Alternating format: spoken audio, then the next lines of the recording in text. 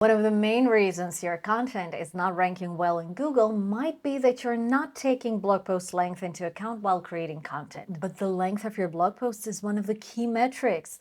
And in this video, I'm going to share a lot of research data on how long your blog posts have to be to significantly boost your organic traffic. Let's start.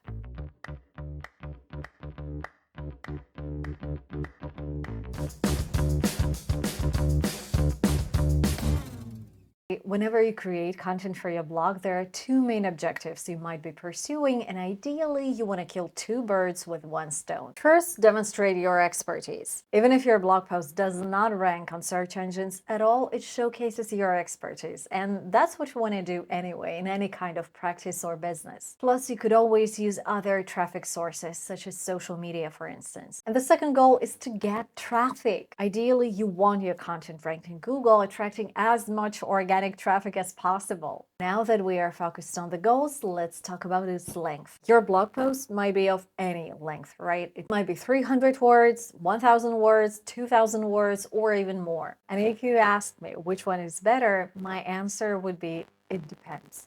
So let's just start with the first goal. If you want to demonstrate your expertise, I guess you'll agree that the longer your content is, the more it is aligned with this goal. Because let me show you what a 500-word article looks like. This is 500 words. And while this post length is good for news or celebrity rumors, it's absolutely of no use when it comes to professional content. So you might really think of something longer, like 1,000 words, 2,000 words, 3,000 words. In fact, a lot of research is consistently proving the same idea. Take a look at this. According to backlink, articles over 3,000 words get 77% more backlinks than shorter articles under 1,000 words. Why? Well, let's be honest. Whenever you're reading a piece of content, you kind of get the feeling of how much effort and time a person has invested in this piece of content. And if you see a significant amount of time and effort and the article has been useful for you, you just want to thank them by linking back to their website. According to SEMrush, while 81% of articles over 7,000 words are shared,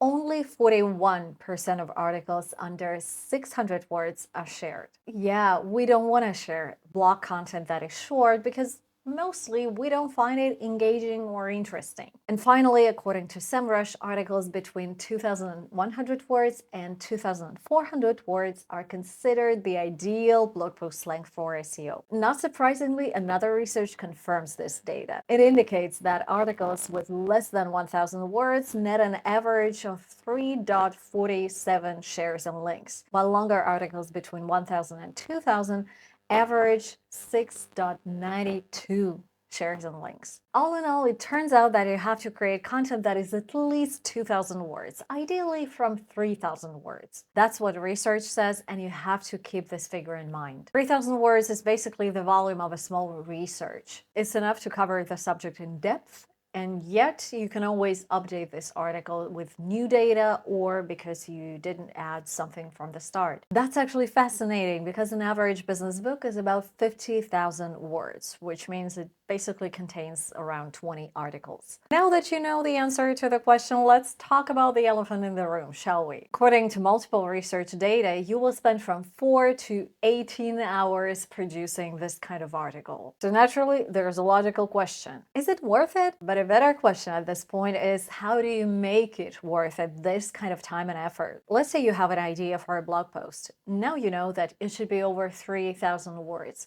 But is it really the only requirement? And if you think about it, the length is not really the main point here, because your article simply has to be really, really good. And here's what it means. Let's see, it needs to be well-researched in terms of keywords, matching the user intent, data-backed, unique and not entirely created by AI, easy to read and easy to scan for the eye, full of screenshots, examples, visual references, linking back to more information on the topic, and better than anything your competitors produced. Because let's face it, Google did a really good job, and there are no shitty posts ranked #1 on search engine results pages. Google or any other search engine uses a variety of metrics to make sure only the best get to the top. We don't really know the weight of each metric, but what we know for sure is that the time that the user spends on your website reading your blog post is definitely one of them. That's why you're not getting there with AI only. Your content has to be interesting and in-depth.